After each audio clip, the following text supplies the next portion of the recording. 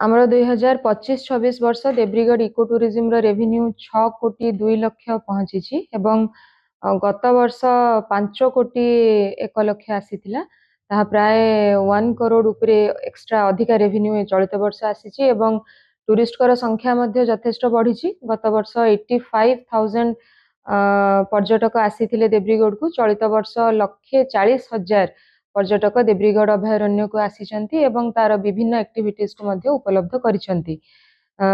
आमर 50% टूरिस्ट ओडिशा भितरु आसीथिबार आमे कैलकुलेट करिलु एवं 50% टूरिस्ट ओडिशा बाहरु एवं फॉरेन कंट्रीज रु भी ए वर्ष बहुत अधिका संख्या रे टूरिस्ट आसीथिबार आमे देखिलु। 10टी फॉरेन कंट्री रु टूरिस्ट देब्रिगढ़ को चलित वर्ष आसीचंती।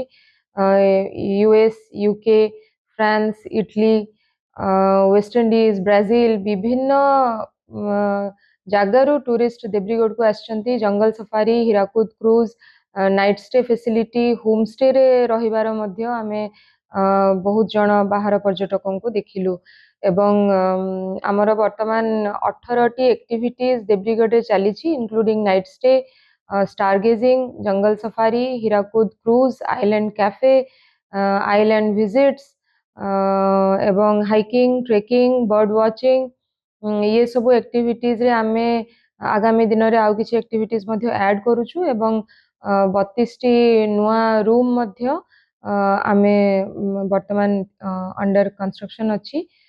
देखो आपण जदि देखिबे गत कई वर्ष मध्य रे देब्रिगढ़ जोटा कि गोटे अजଣା स्थान थिला सेटा अभयारण्य थिले भी सेटा हीराकुद आर्द्रभूमि रही रामसार भी स्वीकृति प्राप्त आर्द्रभूमि से वन्य जंतु मानकर जो पाग जोटा परिवेश सुहाइबा भली सेटा रही गत कई वर्ष मध्य देखिए माने जो प्रकार तार उन्नतीकरण होती उन्नतीकरण सह सेठी बहुत संख्यार आसुचंती पर्यटक आसुचंती।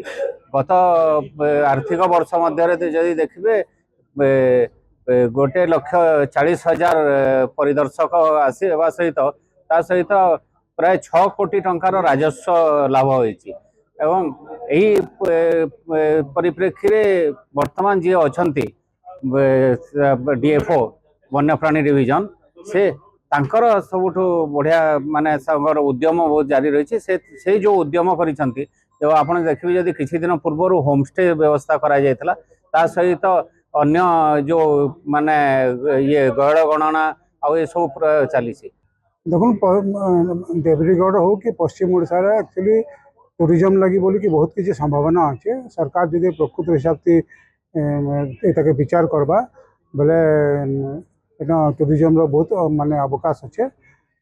हीराकुद रिजर्व अच्छे, देब्रिगढ़ अच्छे, तार संगे पेरिफेरियल ये गुड़ाक अच्छे।